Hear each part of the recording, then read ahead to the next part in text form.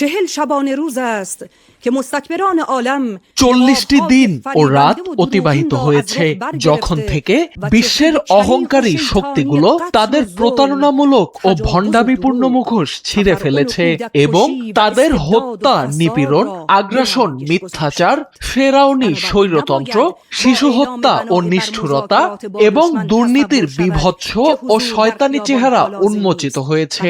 শত্রুর সঙ্গে আলোচনার সিদ্ধান্ত নেয়ার পর কেউ যেন আবার মনে না করে রাজপথে তাদের উপস্থিতির আর কোনো প্রয়োজন নেই, বরং সামরিক নীরবতার এমন পরিস্থিতিতে মাঠে মহল্লায় ও মসজিদে তাদের উপস্থিত থাকার দায়িত্ব আগের চেয়েও বেড়ে গেছে।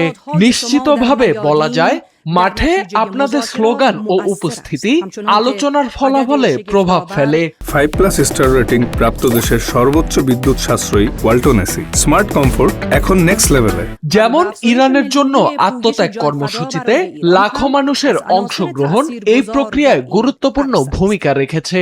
সবাইকে জানতে হবে সর্বশক্তিমান আল্লাহর ইচ্ছায় আমরা ইরানের উপর হামলাকারী সেই অপরাধী ও আগ্রাসীদের বিচার কখনোই বন্ধ করব না। আমরা প্রতিটি ক্ষতির জন্য ক্ষতিপূরণ, শহীদদের তাজা রক্তের মূল্য এবং যুদ্ধে আহতদের জন্য ক্ষতিপূরণ চাইব।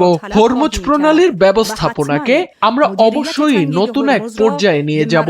আমরা যুদ্ধ চাই না, কখনোই চাইনি, কিন্তু আমাদের ন্যায্য অধিকার থেকে কখনোই সরে দাঁড়াবো না এবং এক্ষেত্রে আমরা পুরো প্রতিরোধ ফ্রন্টকে একটি ঐক্যবদ্ধ শক্তি হিসেবে বিবেচনা করি। শত্রু সমর্থিত বা শত্রুর অনুগামী মিডিয়াগুলো থেকে আমাদের কানকে রক্ষা করা জরুরি। এই কানই আমাদের মস্তিষ্ক ও হৃদয়ের জানালা। নিশ্চিতভাবেই এসব গণমাধ্যম ইরান রাষ্ট্র ও জাতির কল্যাণ চায় না, এটি বহুবার প্রমাণিত হয়েছে। হয় এসব মাধ্যম পুরোপুরি এড়িয়ে চলতে হবে, নয়তো তারা যা উপস্থাপন করে তা গভীর সন্দেহের চোখে দেখতে হবে। এই পথে আমরা দেশের মর্যাদা, স্বাধীনতা এবং ইসলাম ও ইসলামী বিপ্লবের গৌরব রক্ষায় সমাজের বিভিন্ন শ্রেণীর মূল্যবান শহীদদের উৎসর্গ করেছি। আমরা অনেক ক্ষতিও স্বীকার করেছি।